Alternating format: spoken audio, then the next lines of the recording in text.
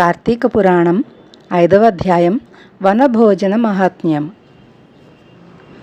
ముందుగా అందరికీ నాగుల చవితి శుభాకాంక్షలు. దీపారాధన గొప్పతనాన్ని విన్న జనక మహారాజుకు వనభోజన విశేషాన్ని వివరిస్తాను, సావధానుడై వినవలసిందని వశిష్ఠముని ఇలా చెప్ప ప్రారంభించాడు. రాజేంద్ర, కార్తీక మాస గొప్పతనాన్ని ఎంతని వర్ణించను. ఈ నెలలో గీతాపఠనం వల్ల కలిగే పుణ్యం వర్ణనాతీతం. కనీసం భగవద్గీతలోని ఒక్క శ్లోకపాదాన్నైనా కంఠస్థం చేసిన వారి అదృష్టాన్ని ఏమని చెప్పగలను? అట్టివారు శ్రీమన్నారాయణుని కృపకు పాత్రులై తరిస్తారు. వారి పురాకృత పాపాలు నశించిపోతాయి. ఈ నెలలో వనభోజనం అత్యంత ప్రశస్తం. వనభోజనం వలన విష్ణులోకం సిద్ధిస్తుంది. నిత్య నైమిత్తిక కర్మలందు గాని భోజన కాలమందు గాని భ్రష్టులు శూద్రులు సూతకం కల వారి వల్ల కలిగే సందర్శన సంభాషణ స్పర్శాది దోషాలు తొలగిపోతాయి. చెట్లు లతలు మొక్కలు గల వనమందు ఉసిరి చెట్టు ముంగిట శాలిగ్రామముంచి విష్ణుమూర్తిని ప్రార్థించి యథావిధి దక్షిణ తాంబూలాదులు ఇచ్చి పూర్ణకుంభాన్ని నివేదించి బంధుమిత్ర సపరివార సన్నిహితులతో కూడి పంక్తి భోజనం చేసేవారి జన్మ ధన్యం. వారిని సమస్త పాపాల నుండి విముక్తుల్ని చేసి దివ్యత్వాన్ని కలిగచేస్తుంది. పూర్వం ఒక బ్రాహ్మణ బాలుడు దురాచార సంపన్నుడై తండ్రిచే శపించబడి కార్తీక మహాత్మ్యము విన్నందున పునీతుడై తరించాడన్నాడు వశిష్ఠుడు. మునిరాజా, ఎవరా బ్రాహ్మణుడు? ఏమతని దుష్కృత్యాలు? తండ్రి వలన పొందిన శాపమేమి? శాప విముక్తిని పొందిన తీరేమిటో వివరించవలసినదని జనకుడు ప్రార్థించాడు. పూర్వం కావేరీ నదీ తీరంలో దేవశర్మ అనబడే సద్బ్రాహ్మణుడు ఉండేవాడు. దేవతారాధన యందు ధార్మిక చర్యల యందు శ్రద్ధాభక్తుల కల ఆచార్యవంతుడు. ఆ బ్రాహ్మణునకు దేవదత్తుడు అనబడే దురాచార సంపన్నుడైన కొడుకు ఉండేవాడు. దురాచార సంపన్నుడు అంటే చెడు అలవాట్లలో చాలా గొప్పగా ఆరితేరిపోయినవాడన్నమాట. తాను విజ్ఞానినన్న గర్వంతో అతడు తండ్రి చేసే పనులన్నింటినీ హేళన చేస్తూ ఉండేవాడు. కోపంతో అందరినీ తోలనాడుతూ ఉండేవాడు. ఏ విధంగానైనా కుమారుణ్ణి సన్మార్గవర్తుణ్ణి చెయ్యాలని ఆ తండ్రి ఎంతగానో ఆరాటపడుతూ ఉండేవాడు. ఒకనాడు తన కుమారుణ్ణి చేరవిలిచి, నాయనా, రాను రాను నీ ఆగడాలు శృతిమించుతున్నాయి. ఎవరు ఏ పని చేసినా విమర్శిస్తున్నావు, జగడాలు పోతున్నావు. మనది సదాచార కుటుంబం, పూజలు పునస్కారాలతో పునీతమైన కుటుంబం, అందరినీ సమాదరించు సమున్నత కుటుంబం.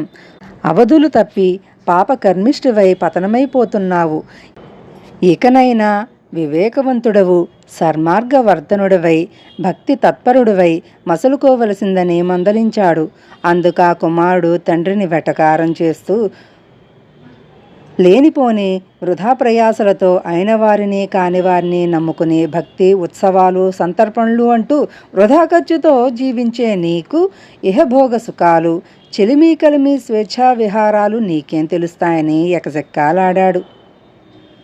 నాయనా, నువ్వు నన్నేమన్నా పర్వాలేదు. జనంలో మంచి పేరు తెచ్చుకునే పనులు చెయ్యి. పూజలు పునస్కారాలు ఆరాధనలు పరాన్ని కాపాడుతాయి. ఇది కార్తీక మాసం, పుణ్యప్రదమైన నెల. ఈ నెలలో చేసే స్నాన సంధ్యలు దీపారాధనలు సమారాధనలు సంతర్పణలు సమస్తమైన పాపాలను పోగొడతాయి, ఉత్తమగతుల్ని కలుగజేస్తాయి. ఈ నెల్లాళ్ళైనా నియమబద్ధంగా నీతిగా ధర్మ కార్యాలతో గడుపు అని ప్రబోధించాడు తండ్రి. తండ్రి, నీవెంత అమాయకుడువు.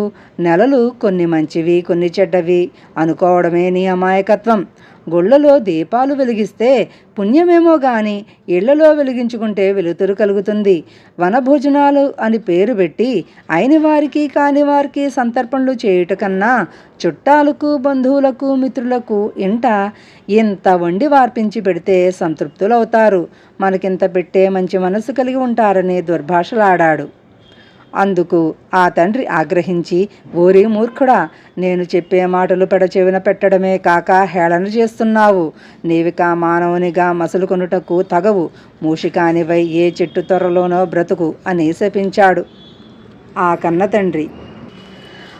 అతని వాక్కులకు భయకంపితుడే దేవదత్తుడు తండ్రి పాదాలపై పడి, నా అవివేకానికి ఇంత కఠిన శిక్ష, కనికరించు, శాప విమోచనాన్ని అనుగ్రహించు అని కాళ్ళావేళ్లా పడి వేడుకున్నాడు. నాయనా, నా మాటలకు తిరుగులేదు. నా శాపాన్ని నీవు అనుభవించవలసినదే.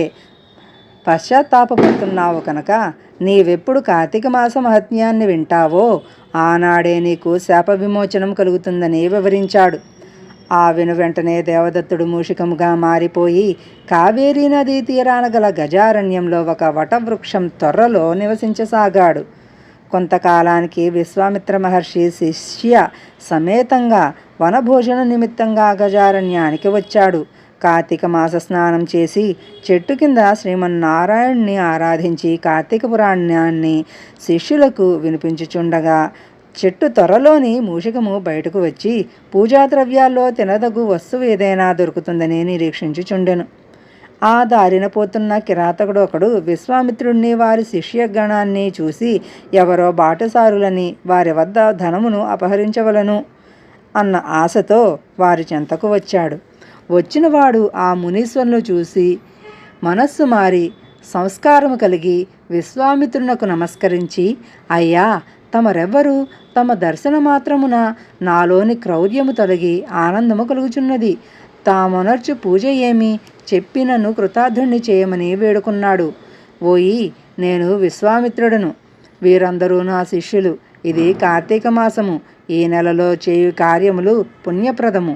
నదీ స్నానము చేసి విష్ణువును ఆరాధించి వనభోజనము చేయు వారికి పుణ్యగతులు కలుగుతాయి. ఆ కారణం వల్ల నీకు జ్ఞానోదయం అయ్యింది. కావున నీవు ఈ కార్తీక వ్రతాన్ని చేసిన జీవన్ముక్తుడు కాగలవని విశ్వామిత్రుడు వానికి బోధించాడు. విశ్వామిత్ర మహర్షి కార్తీక పురాణాన్ని, వనభోజన విధానాన్ని, పూజను చెప్పగా విన్న ఎలుక యథాప్రకారం బ్రాహ్మణ బాలుడు అయ్యాడు.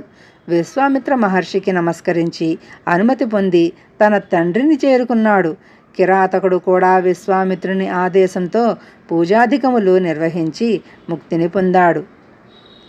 మూషికానికి శాప విముక్తి కలిగిన వనభోజన మహాత్మ్యము కార్తీక పురాణం 5వ భాగం 5వ రోజు పారాయణ భాగం సమాప్తం.